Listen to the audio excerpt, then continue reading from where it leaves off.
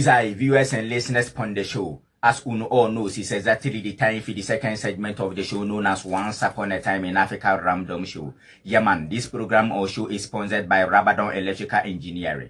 Contact the electrical experts for all kinds of electrical wares and accessories. Alpha Mailing. Also do this in all kinds of mailing machines like corn, maize, coconut fufu machines and more. This is my message to the youth.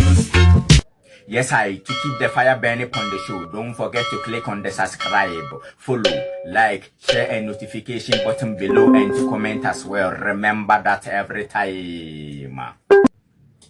Isai, in Yoruba tradition, Obàtálá, also called Orisa, is often honored as the first Orisha, created by Olodumare, the supreme god, who is the father of all Orishas. In the beginning, there was Orun, the sky, and Aye, the endless water. Olodumare sent Obàtálá to create solid land. He was given a snail shell filled with sand, a white hen, a black cat, a palm nut. Obàtálá poured the sand onto the waters, set the hen down, and the hen scratched and scattered the sand, spreading it wide to form lands. The first dry land was considered the sacred cradle of humanity. The palm nut grew into palm tree, providing food, oil, wine, and shelter, symbolizing abundance. The cat kept him company, showing that companionship is divine. Olodumare tasked Obàtálá with modeling human forms from clay. He shaped the bodies, and then Olodumare breathed life into them. But once, Obàtálá drank too much palm wine and became drunk while modeling humans. Because of this, some humans were born with physical difference and disabilities.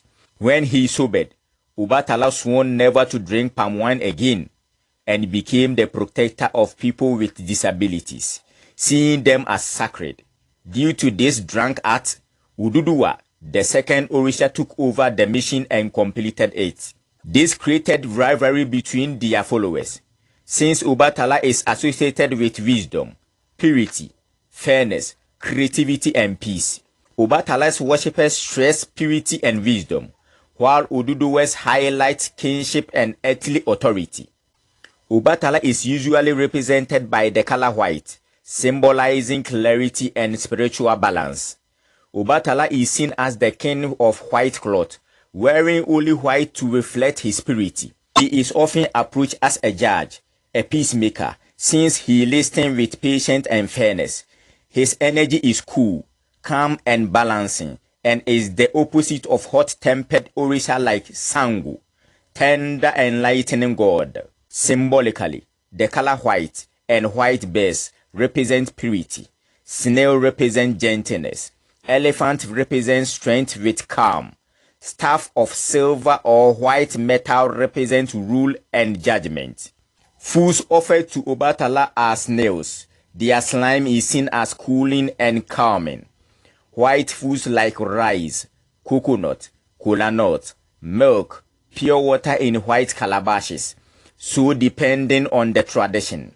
Shrines and temples found especially in Ile-Ife, where he is said to have first descended. His temples are always decorated with white cloth and chalk. His priests wear all white and avoid palm wine or anything considered hot, spicy, red, fiery. No palm wine, no excessive heat, no violence are his taboos. The Oshugba feast, which is Obatálá's festival, is held yearly. Songs, dancing, drumming ceremonies, and the battle drums are used to call his presence for peace and justice. His followers wear white for an entire year after his initiation, cause Obàtálá is called the king of white clothes.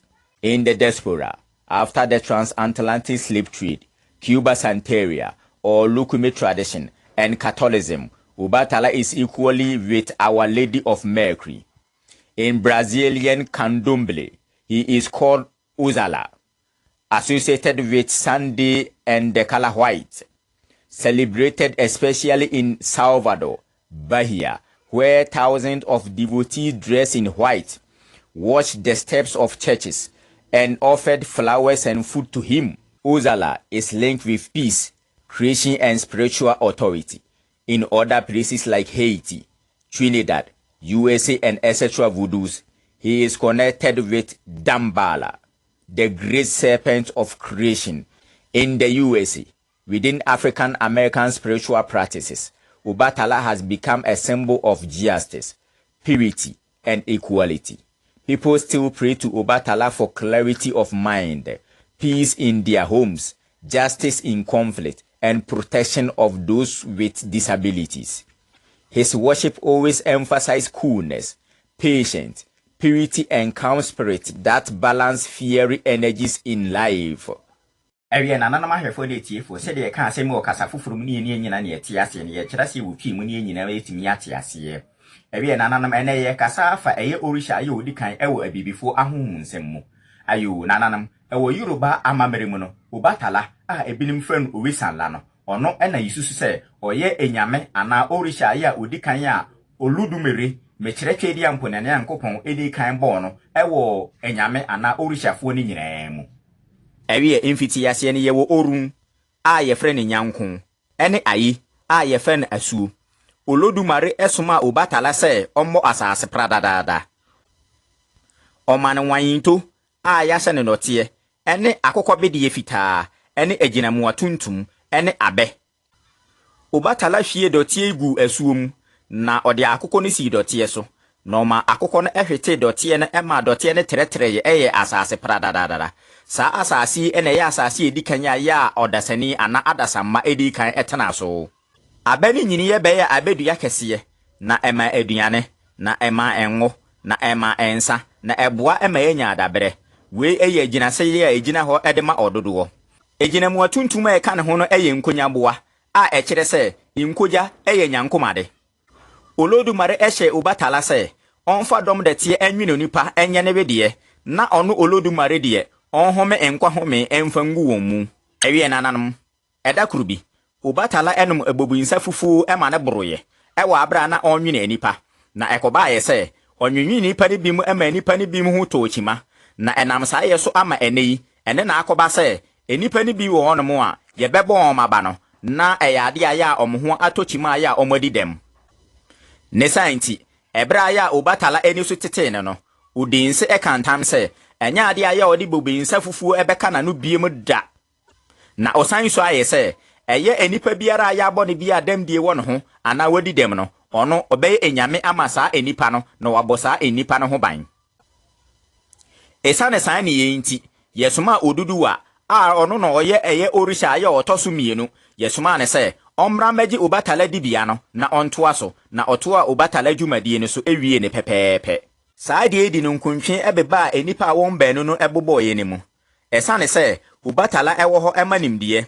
ahotie perepere ye anwene ene asundue no wona wosom Obatala ne nyina egina ho ema ahotie ene nimdie ena wono nso aya wogina ho ma aduduwa no nso eye wona aya wokita asasi so aheni na wodi ahemfo ene tumi mpembebere no Obatala egina ho ma adifita ya eye egina siede ede ma perepere ye ene hunhun mu ahotie yehunu Obatala se oye ohini bi aya o sha talefita a na talefita aya o hye no egina ho ede ma ahotie impembebere no yagingina so otemufuo ana asundue ni efri se otie ne nko anam ewo abotere so ene perepere ye so ni tumi ni eye boko ni tumi ni brasi yi na ni tumi ni eye fita na eye krogen na ente se eye Orisha ya ne koko ebe no na oye heja eti se sangu eye agrada ene enyinamu nyame ewo egina yemu no eye adifita ana anoma fita egina ho ema konkron ye ana perepere ye eye enwa egina ho ema abotere ana komiye eye osono no nso egina ho ema ahoden ene ahobrase afenso poma aya eye dadifita ana ye dadifita ye no egina ho ema adidi ene atemu enuane aya de bo afore ye ema Obatala ne bi eye enwa esanse enwa nsu eye ensu krogin na eye man boko afenso enuane fita bi etese emo kube besen nufusu ene insu krujin yae ewo kora fitaa mu ni nyina ejina eye amamre ne amane ayeye ama Obatala no eye na son ye so ana ne nyamedan a ne titiru ewuwo ile ifi fa akon aye susu se ohonom no di kansa na ye no enyamedan ana asonye no yakwa ho nyina ene akado fitaa na nakonfo ana nasofo nso ehihye ntare fitaa